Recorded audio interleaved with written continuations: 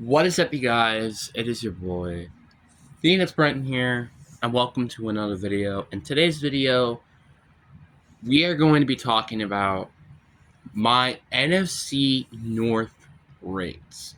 So every time I obviously make these videos, I obviously explain how my ranking system works. Like, for example, how I rank a team exactly is by overall record, competition, injuries is a little bit of pity points, and expectations. That is how I specifically rank these teams, which is why, like, for example, let's say a team was 4-13. I expect to be like 4-13 or 5-12, and they went 9-8. Probably would give them a pretty high grade, like an A- or a B+ or something, just as an example. But before we get into today's video, like and subscribe. We are on the road again to 700 subscribers. Be greatly appreciated. But anyways, enough said. Let's get into the video. And I gotta start off with, obviously, I feel like, in my opinion, the biggest shocking team in this division, and that is the Chicago Bears. I mean, I think everybody can agree that the Bears were a playoff contending team this year. Like, for example, I had them going 8-9 before the season started. But I wasn't expecting them to play as good as this. To be fair, the Packers were kind of getting a little banged up, which was, I feel like, the reason why they won the division, if even potentially made it to a playoff spot, because, spoiler, if they lost against the Packers, actually, no, they would be the 7th seed if they lost to the Packers.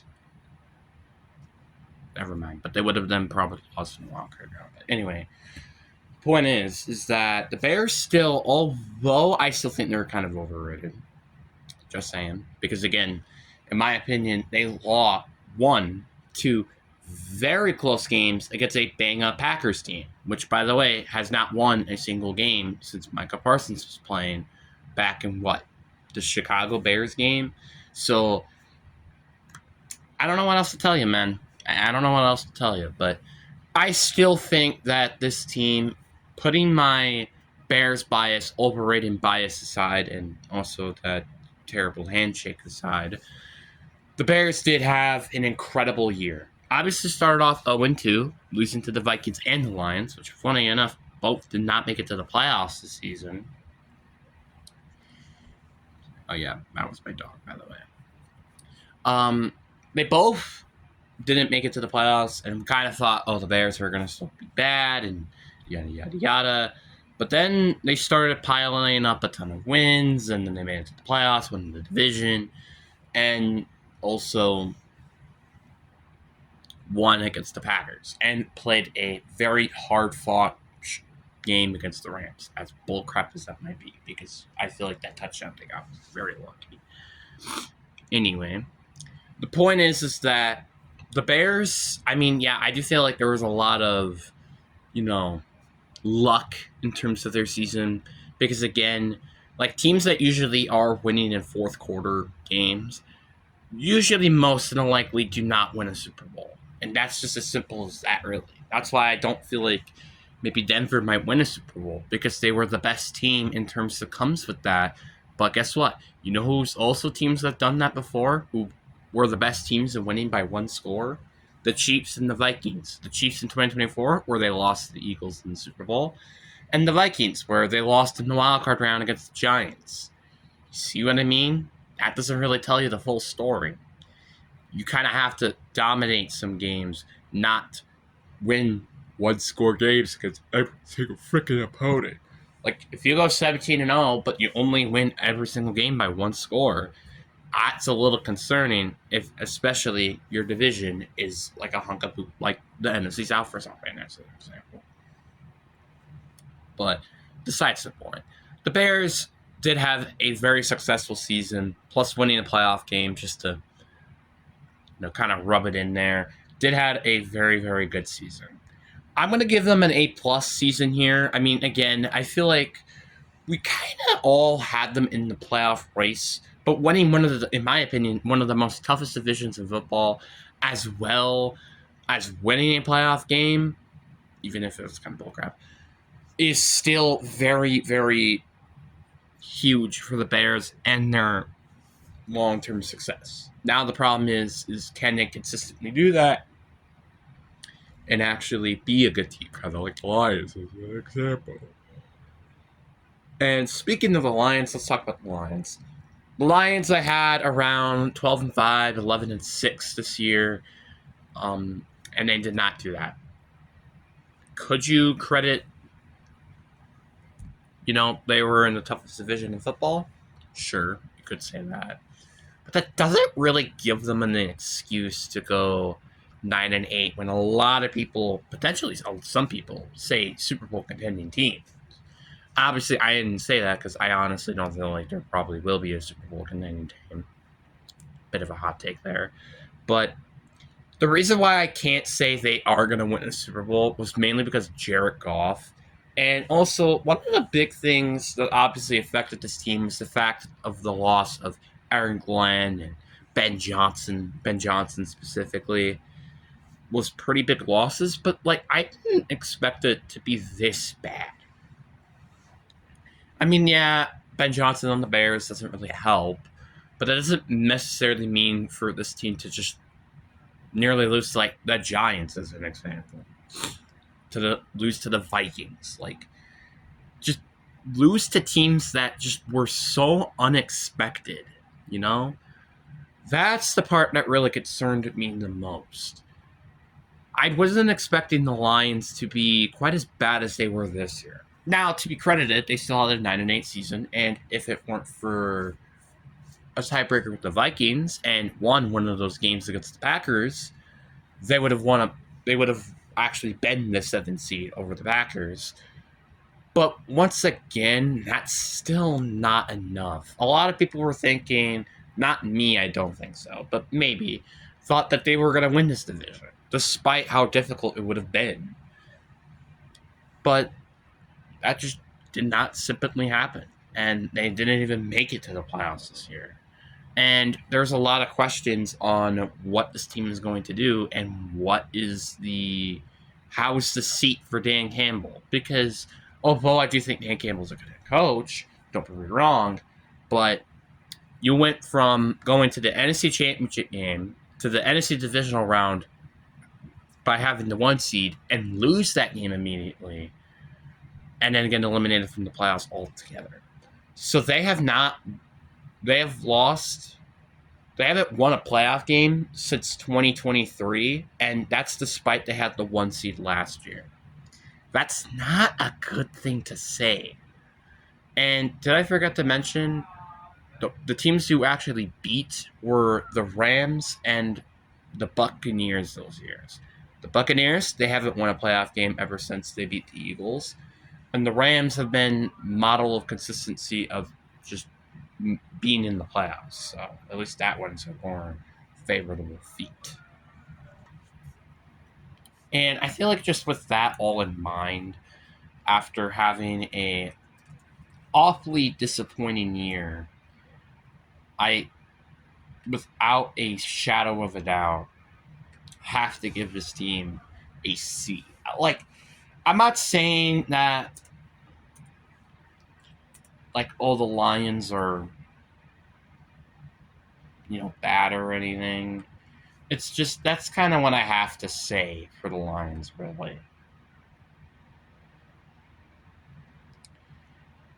And just again, with the season that they had, it's kind of frustrating to really look at this team and say, dang.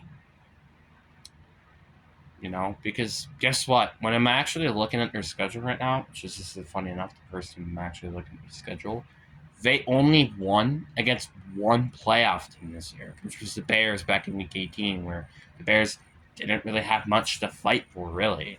So that's a bit of an issue if you're saying that was the only way they won. Just saying that as an example. And speaking of 9-8 teams, let's talk about the Minnesota Vikings. And the Vikings did have a very, very interesting season. I say it's very interesting because they were eliminated very long ago, but yet still have not a terrible season. which is so weird to say, you know? It's like, on the one hand, yeah, you're kind of frustrated with JJ McCarthy a little bit. And on the other hand, you also had injuries during the season, which kind of hold you guys back a little bit this season. So there's that. Also, I just gotta mention, man, like the fact that this team season was just such a roller coaster of a year. Let's start off with week 1, where they came back in the fourth quarter to beat the Bears. Then they lost to the Falcons by a decent margin. But then they blowed out the Bengals, which they had Jake Browning, to be fair. Then they lost to the Steelers in London. Then they beat the... Oh, wait, no, it was in Ireland, never mind. Then they beat the Browns in London. Then they just barely lose to the Eagles, but then they get blown out by the Chargers. Then they just barely beat the Lions on the road. Then they lose to the Ravens. Then they lose to the Bears, both at home, by the way. Then they got dominated by the Packers on the road. Then they got dominated by Seattle, which they didn't have JJ McCarthy. That was Max Brosmer's first game. Then they blowed out the Commanders. Then they had a close game against the Cowboys. Beat the Giants on the road. Got a win against Detroit to eliminate them from playoff contention. And beat the Packers in Week 18, which, to be fair, they were resting their starters there. So you kind of get what I mean. Their season was a very up and down roller coaster. It's like, on the one hand, you were beating and competing against playoff caliber teams, but on the other hand, you're just getting like blown out by like the Chargers, the Packers, as an example, the Seahawks, even if you have Max Brosmer. So it's just such a weird season. It was such a bizarre season, I think, for the Vikings, in my personal opinion. But with my expectations being around 4-13 to 7-10 range, so like it's either they were bad or they were mediocre, and I guess they kind of were still mediocre regardless. But I think all in all, though, they did actually beat my expectations, which was kind of surprising because I just didn't think Jim McCarthy was going to have a good year, which to the extent that happened, but to also another extent that wasn't also the case. So with that in mind, I do think I gotta give this team a solid B here. I don't think they deserve necessarily a C plus or a B minus, because again, I feel like they did avert my expectations. They were injured, and they were very close to making it to the playoffs, which I was not expecting by any means of the imagination. Like, I'm not kidding. If there was 8 seeds, the Vikings would be in the playoffs. I'm not kidding when I say that. And also, again, you swept the Lions, so I mean, I don't know what else I have to tell. Then we have the last team in the NFC North, and this team is so weird to talk about, really. We got the Green Bay Packers. I don't know what to say, because this team, before Micah Parsons was injured, which was the Denver Broncos game, they were what? Let's see here. How many wins did they have? They had 1, 2, 3, 4. They had a bye week, by the way. 5, 6, 7. Oh, wait, no. Hold on. I think I miscounted. 1, 2, 3, 4, 5, 6, 7, 8. They had 9. They had 9 wins. I think they had like 2 to 3 losses and a tie before Micah Parsons was injured. Then when Micah Parsons got injured, they lost every single game afterwards. So it's just kind of weird to really put this team into a ranking. Because, like, yeah, this team had a lot of injuries, right? Like, Zach Tom was inconsistent all year. The offensive line just in general was inconsistent all year. Josh Jacobs was dealing with a knee injury. Gene Reed missed half the season. Tucker Kraft missed half the season with the torn ACL. Christian Watson missed the first 4 weeks. Jordan Love dealt with the concussion during the end of the season. Like, Micah Parsons obviously tore his ACL during the end of the season. Like, there were a lot of injuries that kind of involved with this team, which is kind of part of the reason why they lost this year. But That's kind of really all I have to say, really. This is just such a difficult team to really rank because the reason why I say it's difficult is because, once again, they were the 7th seed for the 3rd straight season, which I don't feel like a lot of people's expectations were them to get the 7th seed for the 3rd straight freaking season. And again, I had this team I think I had them 13-4 this year or something like that. So, like a very high record, and instead they went 9-7-1 and lost the first round in the playoffs to the Bears after choking a 21-3 lead. It's kind of impressive the fact that they made it this far with all the injuries they had, but it was also so disappointing with how bad this team was during the end part of the season.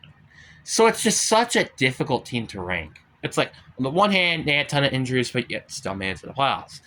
But on the other hand, this team could have played better and potentially won the playoffs. I'm not going to be kidding when I say this. I legitimately thought this team could have gone 15-2 this year. I'm not kidding. The only loss you had were against the Broncos and the Ravens. That was it.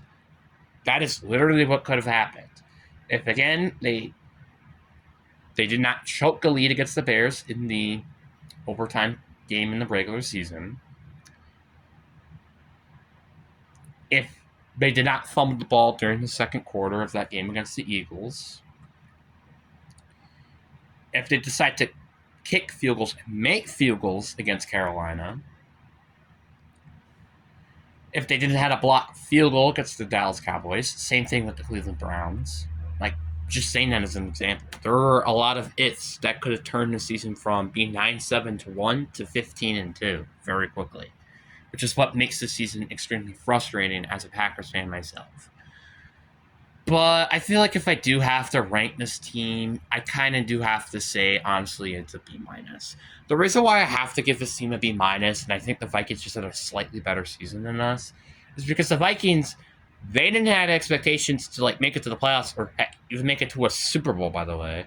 While the Packers, they kind of did have that, which, to be fair, they kind of were like that when Micah Parsons was in. But the problem is that Micah Parsons wasn't supposed to just keep you from, I don't know, losing every single freaking game. That's the problem. You should have, if I felt if we actually won a game without Micah Parsons, maybe I might have would have changed my mind potentially on how the season has gone. But that's really all I have to say. This was a very, but undoubtedly, frustrating season as a Packers fan, and the NFC wildcard game literally is a perfect example of how the season went for the Packers. But anyways, guys, I really do hope you guys enjoyed this video. That is my NFC North grades for the season. I hope you guys enjoyed this video. Peace.